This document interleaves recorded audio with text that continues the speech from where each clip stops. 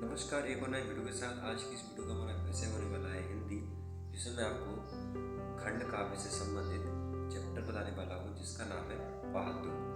इस पार्ट में जो भी प्रश्न बनते हैं, जो एग्जाम में आते हैं, वो मैं आपको बताने वाला हूँ। तो चलिए फिर स्टार्ट करते हैं।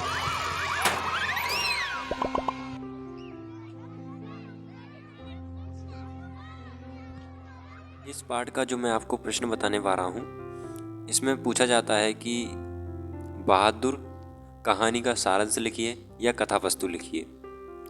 तो इस प्रकार से जब प्रश्न बनता है तो आप किस प्रकार से इसका आंसर दोगे, वो मैं आपको बताने वाला हूँ। जैसे कि यहाँ पर पहली हेडिंग हमने लिखी है, दिल बहादुर से बहादुर बनने की प्रक्रिया।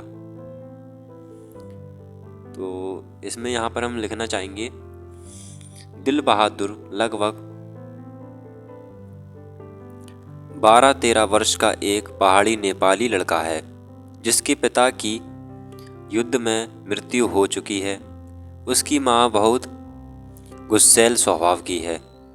माँ की पिटाई की वजह से वह घर से भागकर एक मध्यम वर्गीय परिवार में नौकर बन जाता है, जहाँ गृह स्वामिनी निर्मला बड़ी उदारता के साथ उसके नाम से दिल शब्द हटाकर उसे सिर्फ बहादुर पुकारती है।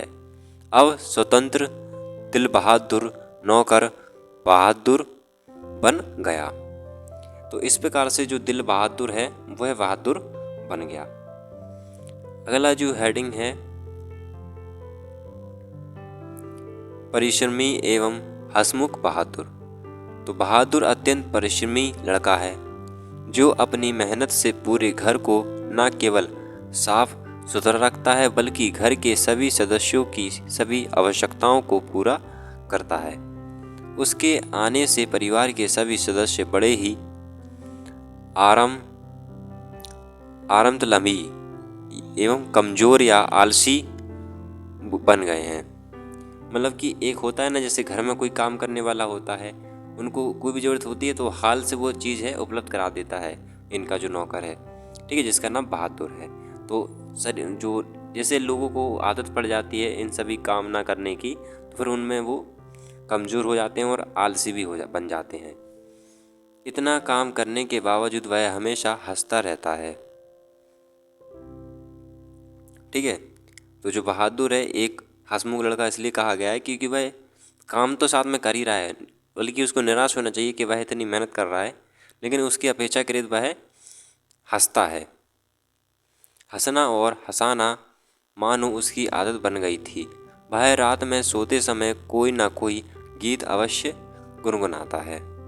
अगली हेडिंग है, किशोर की बदतमीजी। तो निर्मला का बड़ा लड़का किशोर एक बिगड़ा हुआ लड़का था, जो शान शौकत तथा रौब से रहना पसंद करता था। उसने अपने सारे काम बहादुर को सौंप दिए।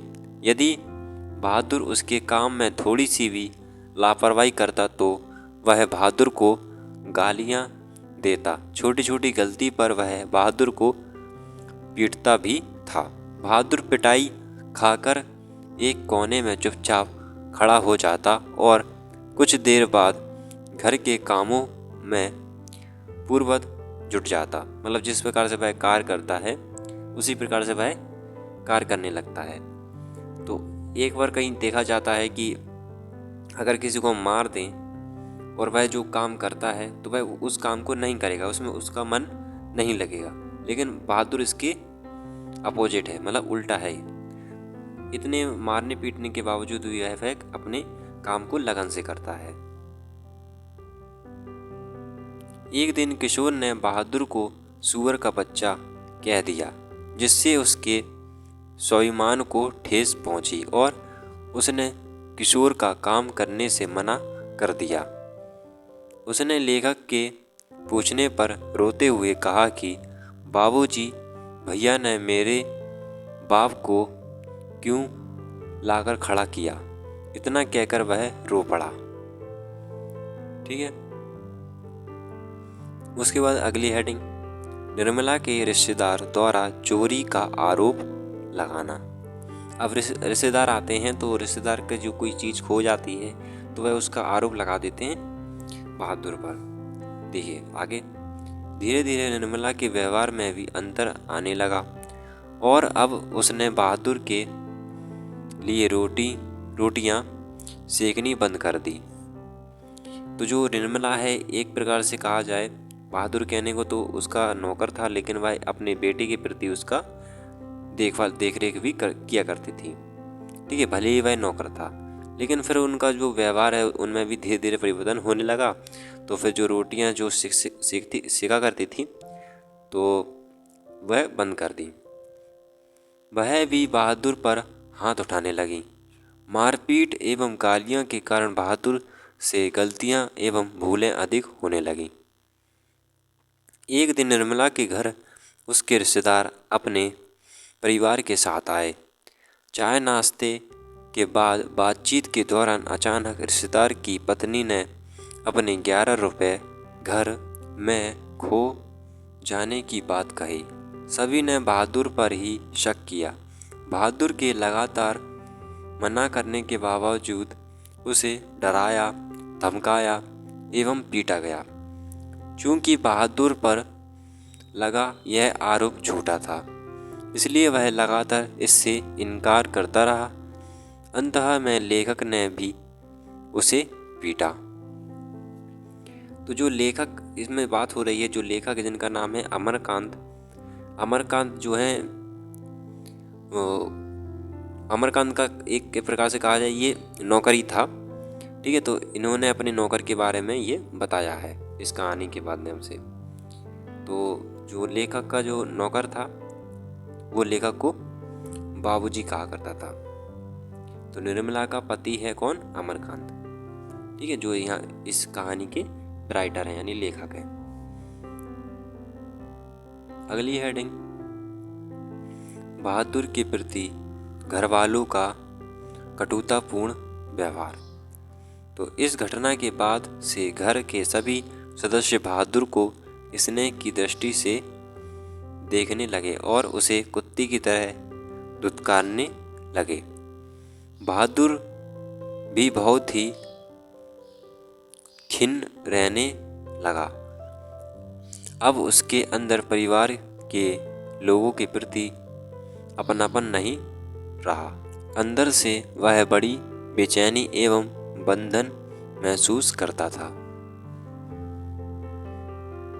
आगे देखिए, बहादुर का घर से भाग जाना, अगली हेडिंग है ये।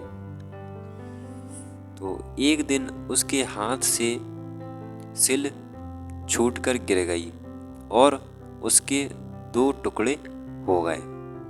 पिटाई के डर तथा लोगों के क्रूर एवं असभ्य व्यवहार से तंग आकर वह अपना सारा सामान घर में ही छोड़कर कहीं चला गया।